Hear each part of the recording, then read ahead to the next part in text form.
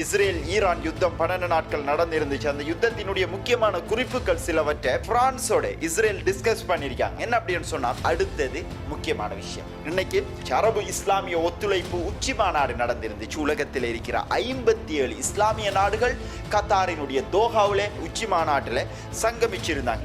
அமெரிக்காவினுடைய வெளி விவகாரத்துறை செயலாளர் மார்க்கோ ரூபியோ இஸ்ரேலுக்கு வந்திருந்தார். அரபு உச்சி மாநாடு நடக்குது, அங்கே அமெரிக்கா வந்திருக்கு. நீங்க 57 நாடு கூடினால் ஒரு பிரச்சனை எங்களுக்கு கிடையாது, அமெரிக்கா மட்டும் இருந்த எங்களுக்கு போதும். காசா மக்களுக்கு இருக்கிற மிகப்பெரிய ஒரு நம்பிக்கையான விஷயம் தான் இப்ப நாம சொல்ல போற விஷயம். என்ன அப்படின்னு சொன்னா, இஸ்ரேல்ல இப்ப இராணுவ வீரர்கள் தப்பி ஓடுற வீதம் அதிகரிச்சிருக்கு. அதாவது ஹெர்மன் மலைப்பகுதிகள் வந்து லெபனான், இஸ்ரேல், சிரியா போர்டர்ல இருக்கிற மலைப்பகுதிகள். இந்த மலைப்பகுதிகளில் இன்றைய நாளுக்குரிய காணொலியை பார்க்க வந்திருக்கிற அனைவரையும் பணிவன்புடன் வரவேற்கின்றேன். சிரியா, லெபனான் மற்றும் இஸ்ரேல் போர்டர்கள் என்ன நடந்து கொண்டிருக்கு, எல்லைப்புறங்கள் என்ன நடந்து கொண்டிருக்கு, வெஸ்ட் பேங்க்ல என்ன நடந்து கொண்டிருக்கு, ஈரான்ல என்ன நடந்து கொண்டிருக்கு போன்ற மத்திய கிழக்குல இருக்கிற முக்கியமான விடயங்கள் சம்பந்தமாக இந்த வீடியோவில் நம்ம பார்க்க போறோம். இந்த வீடியோவை பார்க்கறதுக்கு முன்னாடி நம்ம வளமையா சொல்றது, மத்திய கிழக்குல நடக்கிற தகவல்கள் எல்லாமே வந்து ஒரு வீடியோவில் சிம்பிளா உங்களுக்கு தெரிஞ்சுக்கொள்ளணும் அப்படின்னு சொன்னா, இதுவரைக்கும் நம்மளுடைய சேனலை ஃபாலோ பண்ணல, சப்ஸ்கிரைப் பண்ணல அப்படின்னு சொன்னா பண்ணிக்கொள்ளுங்கள் அப்படின்னு சொல்லி கேட்டுக்கொண்டு, முக்கியமான ஈரானினுடைய தகவல் இன்னைக்கு வெளியாக இருக்கு. என்ன அப்படின்னு சொன்னா, இஸ்ரேல் ஈரான் யுத்தம் 12 நாட்கள் நடந்திருந்துச்சு. அந்த யுத்தத்தினுடைய முக்கியமான குறிப்புகள் சிலவற்றை பிரான்ஸோட இஸ்ரேல் டிஸ்கஸ் பண்ணிருக்காங்க. என்ன அப்படின்னு சொன்னா, இஸ்ரேல் பிரான்ஸ் கிட்ட சொல்லியிருக்காங்க, இந்த 12 நாள் யுத்தத்திலே நாம முழுமையாக தோல்வி அடைஞ்சிருக்கோம். அது மட்டும் இல்லாம ஈரான்ல இருக்கிற அணு ஆயுத திட்டங்கள் எல்லாத்தையுமே முறியடிப்பதாகவே இஸ்ரேலினுடைய தாக்குதல் ஆரம்பமாயிருந்துச்சு. அமெரிக்கா வந்து ஈரானினுடைய ஃபோர்டோ அணுசக்தி நிலையத்தை நோக்கி B-2 விமானங்கள் மூலமாக தாக்குதல் செஞ்சிருந்தாங்க. ஏனைய அணுசக்தி நிலையங்களை நோக்கி இஸ்ரேல் தாக்குதல் செஞ்சிருந்தாங்க. பட் இது வந்து ஃபெயிலியர்ல முடிவடைஞ்சிருக்கு அப்படின்னு சொல்லி இஸ்ரேல் பிரான்ஸோட சொல்லியிருக்காங்க. அது மட்டும் இல்லாம இஸ்ரேலினுடைய உளவு தரவுகளின் அடிப்படையிலேயே பல முக்கியமான விடயங்கள் கடந்த 12 நாள் யுத்தம் சம்பந்தமாக வெளியாகிருக்கு. என்ன அப்படின்னு சொன்னா, அணு ஆயுதம் தயாரிப்பதற்குரிய அத்தனை மூலக்கூறுகளையும் ஈரான் பாதுகாத்து விட்டது. அது மட்டும் இல்லாம அவர்களினுடைய அறிவாற்றலையும் பாதுகாத்துட்டாங்க. அதாவது இதுக்குரிய முக்கியமான அர்த்தம் என்ன அப்படின்னு சொன்னா, ஈரானினுடைய சயின்டிஸ்ட் விஞ்ஞானிகளை குறிவைக்கிறதுல இஸ்ரேல் பங்கு வகிச்சிருந்தாங்க. அணு ஆயுதங்களை தயாரிக்கிற அறிவாற்றல் ஈரானுக்கிட்ட இருந்தா தானே அணு ஆயுதத்தை தயாரிக்கலாமாக, அந்த அறிவாற்றலை நாம முழுமையாக முடக்கணும் அப்படிங்கிறதுக்காக ஈரான்ல இருக்கிற முக்கியமான விஞ்ஞானிகளை இஸ்ரேல் படுகொலை செஞ்சிருந்தாங்க. பட் இப்ப அணு ஆயுதம் செய்யற விஞ்ஞானிகளையும் ஈரான் மறைச்சு வச்சிருக்காங்க. இந்த விஞ்ஞானிகளை மறைச்சு வச்சிருக்கிறதால யார் இந்த அணு ஆயுதம் செய்யறதுக்குரிய முக்கியமான காரணமா இருக்காங்க அப்படிங்கிறதையும் இஸ்ரேல் தேடி இருக்காங்க. பட் அதுவும் ஃபெயிலியர் ஆயிருக்காக. அணு ஆயுதம் தயாரிக்கிற மூலப்பொருட்களாக இருக்கலாம், அணுகுண்டு செய்யற விஞ்ஞானிகளாக இருக்கலாம், எல்லாருமே வந்து ஈரான் பாதுகாத்துட்டாங்க. ஓகே, அடுத்தது முக்கியமான விஷயம். இன்னைக்கு அரபு இஸ்லாமிய ஒத்துழைப்பு உச்சி மாநாடு நடந்திருந்துச்சு. உலகத்தில் இருக்கிற 57 இஸ்லாமிய நாடுகள் கத்தாரினுடைய தோஹாவிலே உச்சி மாநாட்டில் சங்கமிச்சிருந்தாங்க. இந்த உச்சி மாநாட்டினுடைய இறுதி முடிவு எதுவாக இருக்கும் அப்படிங்கிற அடிப்படையில் உலகத்தில் இருக்கிற முழு, அதாவது மனிதநேயத்தை நேசிக்கின்ற, மனிதாபிமானத்தை நேசிக்கின்ற எல்லாருமே எதிர்பார்த்து கொண்டிருந்த மிக முக்கியமான தருணம் இன்றைய நாளினுடைய இறுதி முடிவு எதுவாக அமையும். வளமையாக அரபு நாடுகள் கூடுறது வந்து பிரியாணி. நம்மளுடைய கமெண்ட் செக்ஷன்ல நிறைய கமெண்ட்ஸ் பண்ணியிருந்தீங்க, என்னன்னா பிரியாணி சாப்பிட்றதுக்காக மட்டும்தான் இந்த அரபு நாடுகள் கூடி போட்டு கலைஞ்சு போட்டு பேத்துருவானல், அவனால் வரு வளர்க்கறதுக்கு மட்டும் தான் பிறந்தவனல் அப்படின்னு சொல்லி நீங்களே நிறைய பேர் கமெண்ட்ஸ் பண்ணிக்கிங்க. அதாவது மெஜாரிட்டியான கமெண்ட்ஸ் அப்படித்தான் வந்திருந்துச்சு நேற்றைய வீடியோக்களை கூட. அதாவது நாம என்ன, நாங்கள் நடக்கிற விஷயங்களை தான் சொல்றோமே தவிர இந்த அரபு நாடுகளுக்கு சப்போர்ட்டோ அல்லது கத்தாருக்கு சப்போர்ட்டோ எதுவுமே கிடையாது. மனிதாபிமானத்துக்கு நாம் ஆதரவு, அவ்வளவுதான். ஆக அந்த அடிப்படையில் தான் நம்ம வளமையா வீடியோக்கள் போட்டு கொண்டிருக்கோம். அந்த அடிப்படையில் நீங்களும் கமெண்ட் செக்ஷன் பண்ணியிருந்தீங்க, நம்மளுடைய ஆதங்கங்களை கட்டாயம் நம்ம வெளிப்படுத்தணும்.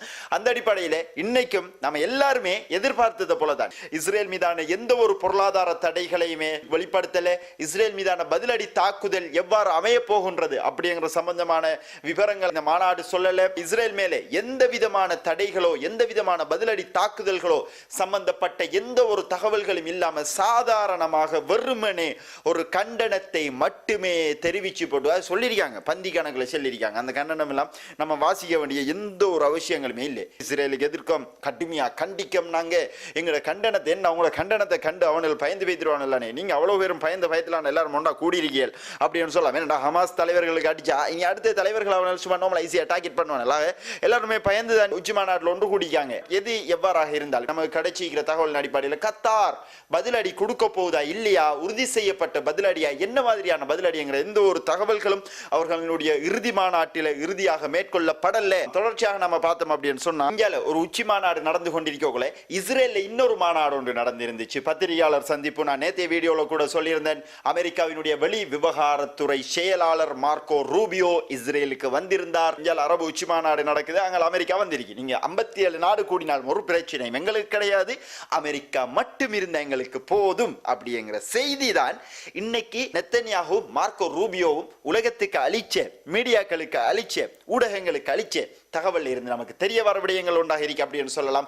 அந்த அடிப்படையில் இன்னைக்கு மார்க்கோ ரூபியோ சொல்லியிருக்கார், காசாவும் பாலஸ்தீனியம் மீதான நிலைப்பாட்டில் அமெரிக்கா எந்த ஒரு மாற்றங்களும் செய்ய போவது கிடையாது, முழுமையாக இஸ்ரேலோட தான் அமெரிக்கா நிற்கும் அப்படின்னு சொல்லியிருக்கார். அது மட்டும் இல்லாம பாலஸ்தீனியர்களை வந்து காட்டு மிராண்டித்தனமான மிருகங்கள் அப்படின்னு சொல்லியும் பாலஸ்தீனிய மக்களுக்கு நல்ல எதிர்காலம் இருக்கு, ஆனா ஹமாஸ் இருந்தவங்களுக்கு அந்த எதிர்காலம் இருக்க மாட்டான். ஹமாஸை முழுமையாக அழிக்கும் வரைக்கும், அத்தனை பணைய கைதிகளை நாங்கள் மீட்டெடுக்கும் வரைக்கும், வேண்டாம் இவ்வளவு நாளுமே வந்து இருக்கிற பணைய கைதிகள் எல்லாம் மீட்டெடுத்துறாங்க, 2 வருஷமா யுத்தம் செய்றாங்க, இதுவரைக்கும் பணைய கைதிகளை மீட்டெடுக்க முடியாம இஸ்ரேல் திணறி கொண்டிருக்காங்க. சோ அந்த அடிப்படையில் அவங்க சொல்லிக்காங்க, என்னடா ஹமாஸ் அவங்க சரணடைஞ்சு போட்டு வெளியேறணும், அப்ப பாலஸ்தீனிய மக்களுக்கு ஒரு நிம்மதியான வாழ்வு இருக்கும். ஆக இந்த ரெண்டு மாநாட்டிலையும் எது ஸ்ட்ராங் ஆயிருக்கு அப்படின்னு சொல்லி பார்த்தோம் அப்படின்னு சொன்னா இஸ்ரேலோட அமெரிக்கா நிக்கிறது ஸ்ட்ராங் ஆயிருக்கு. அதே மாதிரி அரபு நாடுகளினுடைய உச்சி மாநாடு எந்த ஒரு முடிவும் இல்லாம இன்னைக்கு கலைக்கப்பட்டிருக்கு அப்படிங்கிறதான் இன்றைய நாளினுடைய முடிவாயிருக்கு. தொடர்ச்சியாக பார்த்தோம் அப்படின்னு சொன்னா காசா மக்களுக்கு இருக்கிற மிகப்பெரிய ஒரு நம்பிக்கையான விஷயம் தான் இப்ப நாம சொல்ல போற விஷயம் என்ன அப்படின்னு சொன்னா, freedom flotilla and global smooth ஆகிய 2 கப்பல் நிறுவனங்களும் 1000 கப்பல்களோட மனிதாபிமான ஆர்வலர்களோட காசாவை நோக்கி செப்டம்பர் 19ஆம் தேதி பயணிக்கிறதுக்கு இருக்காங்க அப்படிங்கிற செய்திகளை பழைய வீடியோக்களை நம்ம பார்த்திருந்தோம். அதன் அடிப்படையில் இன்னைக்கு ஃப்ளோட்டிலா கப்பல் நிறுவனம் அவங்களுடைய பயணத்தை ஆரம்பிச்சிருக்காங்க. முதற்கட்டமாக 20 கப்பல்கள், பெரிய கப்பல் இல்ல, படகு போன்ற கப்பல்கள் அப்படின்னு சொல்லலாம், சின்ன சின்ன குட்டி குட்டி கப்பல்கள்ல 20 கப்பல்களுக்கு மேல நூற்றுக்கணக்கான ஆர்வலர்கள், அரசியல்வாதிகள், கலைஞர்கள், ஐரோப்பிய பாராளுமன்ற உறுப்பினர்கள் என பலரும் ஃப்ளோட்டிலா கப்பல்ல காசாவை நோக்கி பயணிச்சு கொண்டிருக்காங்க. இவங்க பயணிக்கிறதுக்குரிய மிக முக்கியமான காரணம் என்ன அப்படின்னு சொல்லி பார்த்தோம் அப்படின்னா, காசா மக்கள் இப்ப மனிதனால ஏற்படுத்தப்பட்ட ஒரு பஞ்சத்தின் உச்சத்துல காசா மக்கள் இருந்து கொண்டிருக்காங்க. அவங்களுக்கு தொடர்ச்சியான உணவுப் பொருட்கள் இல்லை, பட்டினியால் அந்த மக்கள் இருந்து கொண்டிருக்காங்க. ஆக கடல் வழி மூலமாக ஹியூமனிடேரியன் கரிடோர் அப்படின்னு சொல்ற மனிதாபிமான பாதையை காசாவுக்கு நாம் அமைக்கணும். அந்த அடிப்படையில் மனிதாபிமான உணவுப் பொருட்கள், மனிதாபிமான உதவி பொருட்கள் எல்லாமே அந்த வழியாக காசாவுக்கு போகணும். அதைத்தான் இப்ப நாங்க முதலாவதாக எடுத்துக்கொண்டு போறோம். என்ன பிரச்சனை வந்தாலும் பிரச்சனை இல்லை, இஸ்ரேல் எவ்வாறான தாக்குதல்கள் செஞ்சாலும் பிரச்சனை இல்லை. இதுக்கு முன்னரே வந்து 2 தினங்களுக்கு முன்னர் துனிசியாவில் நிலைநிறுத்தப்பட்டிருந்த ஃப்ரீடம் ஃப்ளோட்டிலாவினுடைய கப்பல்கள் மேலே தாக்குதல் நடத்தப்பட்டிருந்துச்சு. பட் இது இஸ்ரேல் தான் செஞ்சிச்சா இல்லை யார் செஞ்சாங்க அப்படின்னு சொல்லி தெரியாது. பட் ட்ரோன் தாக்குதல் 2 நடத்தப்பட்டிருந்துச்சு. இவ்வாறான எந்த தாக்குதல்கள் வந்தாலும் எங்களுக்கு ஒரு பிரச்சனையும் இல்லை, காசாவை நாங்கள் சென்றடைகிறது தான், நாங்க போயே தீர்வோம், காசா மக்களுக்கான உணவுப் பொருட்கள் நாங்க கொடுத்தே ஆகுவோம் அப்படின்னு சொல்லி கப்பல் நிறுவனங்கள் தங்களுடைய கப்பல் பயணத்தை ஆரம்பிச்சிருக்காங்க. அது மட்டும் இல்லாம இத்தாலி நாட்டில இருந்து 58 பேர் இந்த பயணத்தில் இருக்காங்க. ஆக இத்தாலியினுடைய வெளிவிவகார அமைச்சகத்தில் இருந்து இன்னைக்கு ஒரு தகவல் ஒன்று வந்திருக்கு. என்ன அப்படின்னு சொன்னா 58 இத்தாலியர்கள் இந்த பயணத்தில் பங்கு பெற்றிருக்காங்க. ஆக இவர்கள் 58 பேரினுடைய பாதுகாப்பையும் இஸ்ரேல் உறுதிப்படுத்தும் இத்தாலி நம்புது அப்படின்னு இத்தாலியினுடைய வெளிவிவகார அமைச்சகம் இந்த கருத்தை வெளியிட்டிருக்காங்க. ஆக ஐரோப்பிய நாட்டில் இருக்கிற முக்கியமான புள்ளிகள் தான் வந்து இந்த கப்பல்களூடாக காசாவை நோக்கி பயணிக்க போறாங்க. இவங்களுக்கு மேலே தாக்குதல் நடத்தப்பட்டால் ஐரோப்பிய நாடுகள் இஸ்ரேலுக்கு எதிராக முழுமையாக திரும்பக்கூடிய வாய்ப்புகள் இருக்கு. கடந்த ஜூன் ஜூலை மாதங்கள்ல ஃப்ரீடம் ஃப்ளோட்டிலாவினுடைய 2 கப்பல்களை காசாவினுடைய கடற்பரப்புகள்ல இடைமறிச்சு அந்த கப்பல்கள்ல பயணித்த மனிதாபிமான ஆர்வலர்களையும் கப்பலையும் இஸ்ரேல் பறிமுதல் செஞ்சு ஆர்வலர்களை கைது செஞ்சிருந்தாங்க. அதுக்கு பதிலடி கொடுக்கும் விதமாகத்தான் இவ்வாறான முயற்சிகளை இந்த ஃப்ரீடம் ஃப்ளோட்டிலா, குளோபல் ஸ்மூத் ஆகிய 2 கப்பல் நிறுவனங்களும் சேர்ந்து மேற்கொண்டிருப்பது மனிதாபிமானம் இன்னைக்கு இந்த உலகத்தில் உயிரோடு தான் இருக்கி அப்படிங்கிறத இது நமக்கு உறுதிப்படுத்துது. வரும் 19ஆம் தேதி முழு காசாவும் உங்களினுடைய வருகைக்காக காத்து கொண்டிருக்காங்க அப்படிங்கிறதையும் காசா மக்களினுடைய இயக்கங்கள் இன்னைக்கு நமக்கு சொல்லிக் கொண்டிருக்க அப்படின்னு சொல்லலாம். தொடர்ச்சியாக பார்த்தோம் அப்படின்னு சொன்னா இஸ்ரேல்ல இப்ப இராணுவ வீரர்கள் தப்பி ஓடுற வீதம் அதிகரிச்சிருக்கு அப்படிங்கிற தகவல்கள் இன்னைக்கு வந்திருக்கு. என்னதான் வெளியால நாங்க அடிக்கோம் காசாவை, நாங்க உடைக்கோம் காசாவை, நாங்க ஹமாஸுக்கு அடிக்கோம் அப்படின்னு சொல்லி இஸ்ரேல் சொல்லி கொண்டிருந்தாலும் ஆனா உள்ளுக்கு நடக்கிற விஷயங்கள் வேற மாதிரி இருக்கு. என்ன அப்படின்னு சொன்னா இன்னைக்கு மட்டுமே பென் குரியன் ஏர்போர்ட்ல ராணுவத்தில இருந்து தப்பி செல்றதுக்கு முயன்ற 30 பேரை இஸ்ரேல் கைது செஞ்சிருக்காங்க. அது மட்டும் இல்லாம ராணுவத்துக்கு வாங்கன்னு சொல்லி இஸ்ரேல் கூப்பிட்டு இருக்காங்க. பட் அவங்க ஏலா அப்படின்னு சொல்லி போட்டு அவங்களாவே போய் ராணுவ போலீசாரிடம் சரணடைஞ்சாங்க. எங்களுக்கு ராணுவத்துக்கு போய் காசாக்குள்ள யுத்தம் செய்யறதை விட நாங்க ராணுவ போலீசார்கிட்ட போய் சரணடைஞ்சு சிறைச்சாலைக்குள்ள இருக்கோம். ஆக இஸ்ரேலினுடைய சிறைச்சாலைகள்ல ராணுவ வீரர்களே அதிகமாக நிரம்பி வழிகிறாங்க.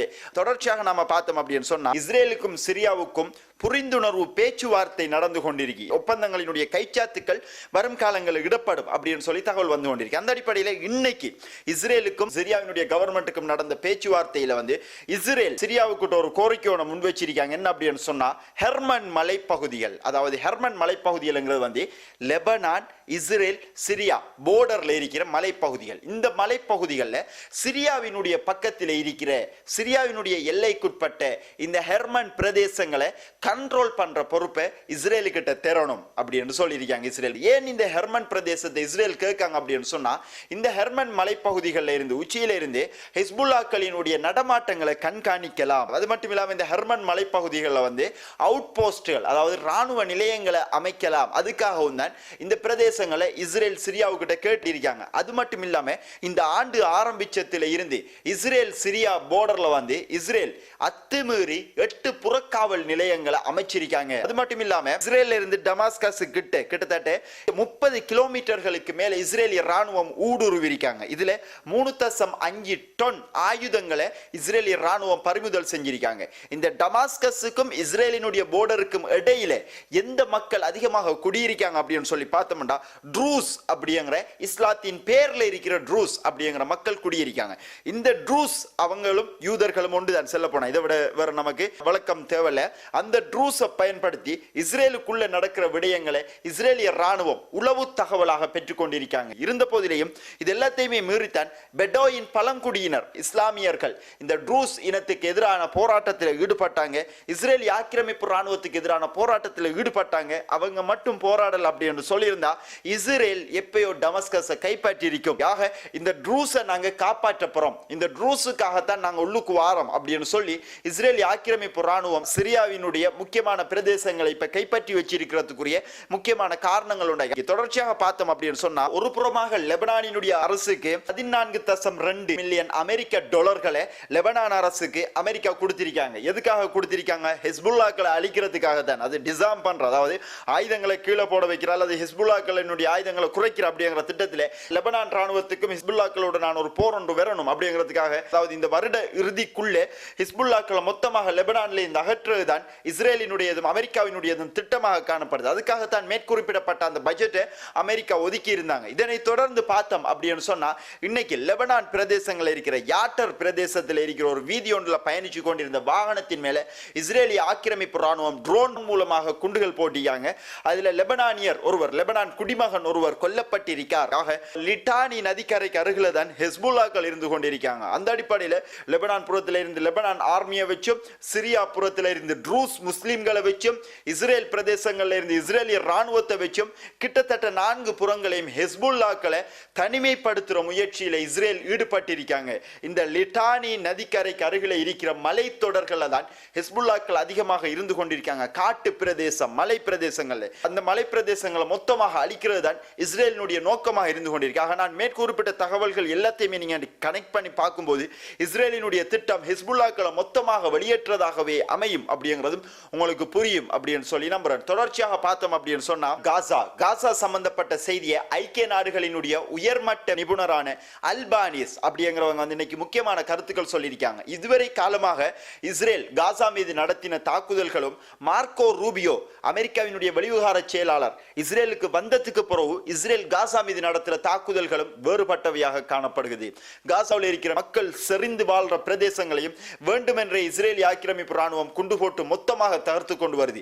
இதுக்குரிய முக்கியமான காரணம் என்ன அப்படின்னு சொன்னா, காசா நகரத்தை மனிதர்கள் இனி வருங்காலங்களில் எதிர்காலங்களில் வாழவே தகுதியற்ற பிரதேசமாக மொத்தமாக மாற்றுவதே இஸ்ரேலினுடைய திட்டமாக இருக்கு. ஹமாஸை பத்தி அவர் ஒரு தகவல் சொல்லியிருக்கார். இப்ப இஸ்ரேல் செய்யற மாதிரி, இஸ்ரேல் பொதுமக்களை கொலை செய்யற மாதிரி, இஸ்ரேல் பொதுமக்களை கேடயங்களாக பயன்படுத்துற மாதிரி இதுவரைக்கும் ஹமாஸ் பொதுமக்களை கேடயங்களாக பயன்படுத்தல அப்படின்னு சொல்லியிருக்கார். இதுக்கு ஐக்கிய நாடுகள் சபைக்கான இஸ்ரேலிய தூதரகம் இதை முழுமையாக மறுத்திருக்காங்க. தொடர்ச்சியாக பார்த்தோம் அப்படின்னு சொன்னா, வெஸ்ட் பேங்க் பிரதேசத்தில் அல் குத்ஸ் படைப்பிரிவினுடைய ஜெனின் பெட்டாலியன் முக்கியமான தாக்குதல் ஒன்று செஞ்சிருக்காங்க. என்ன அப்படின்னு சொன்னா, மொத்த வெஸ்ட் பேங்கையும் சுற்றி இஸ்ரேலிய ஆக்கிரமிப்பு ராணுவம் இரும்புகளால் ஆக்கப்பட்ட சுவர்கள் அமைச்சு கொண்டு வார நேரங்களில் வந்து அந்த சுவர்களுக்கிட்டேயே இஸ்ரேலினுடைய ஜியோனிஸ்ட் ஜீப் ஒன்றின் மேல தாக்குதல் செஞ்சிருக்காங்க. சிகில் 2 வெடிகுண்டு மூலமாக இந்த தாக்குதல் செஞ்சிருக்காங்க. இது உறுதிப்படுத்தப்பட்ட தாக்குதலாக அமைஞ்சிச்சு அப்படின்னு சொல்லி அவங்க இன்னைக்கு சொல்லியிருக்காங்க. ஆக இன்னைக்கு வந்திருக்கிற முக்கியமான தகவல்கள் எல்லாத்தையும் ஒன்று சேர்த்து இந்த வீடியோவில் நம்ம உங்களுக்காக வழங்கியிருக்கோம்.